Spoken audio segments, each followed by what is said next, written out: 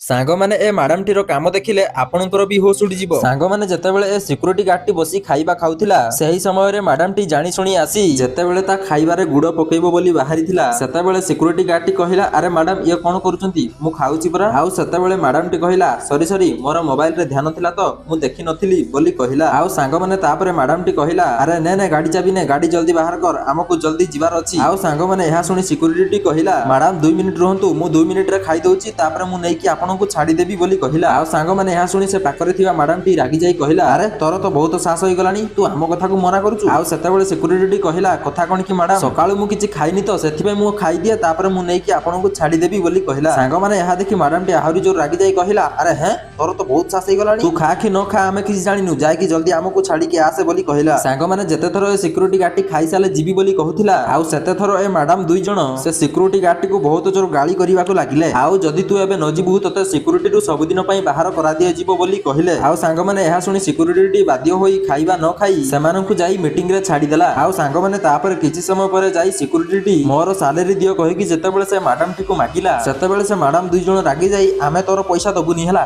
ତୁ ତୋର ଯାହା କରିବା କଥା ଇଚ୍ଛା ଅଛି କର କହିକି ତାକୁ ଧୁମ ଗାଳି କରି ତା ଆଗରେ ହସିବାକୁ ଲାଗିଲେ। ଆଉ ସାଙ୍ଗମାନେ ତାପରେ ସିକ୍ୟୁରିଟି ବି ରାଗି ଯାଇ ତା ମୋବାଇଲରେ ସେ ଦୁଇ ଜଣଙ୍କର ଭିଡିଓ ବନେଇଥିବା ମୋବାଇଲଟିକୁ ଆଣି ଆସିଲା। ଆଉ କହିଲା, ହଁ ଏବେ ଯାଇକି ମୁଁ ବସକୁ ଏସବୁ ଦେଖେଇଦେବି। ଆଉ ସାଙ୍ଗମାନେ ଏହା ଶୁଣି ସେ ଦୁଇ ଜଣ ମ୍ୟାଡାମ ଡରି ଯାଇ ସେ ସିକ୍ୟୁରିଟି ଗାର୍ଡଟିର ସବୁ ପଇସା ଦେଇଦେଲେ। ସାଙ୍ଗମାନେ ଭିଡିଓଟିକୁ ଲାଇକ୍ କରି 40 ମିଶାଣ 40 କେତେ ହୁଏ କମେଣ୍ଟରେ କୁହନ୍ତୁ।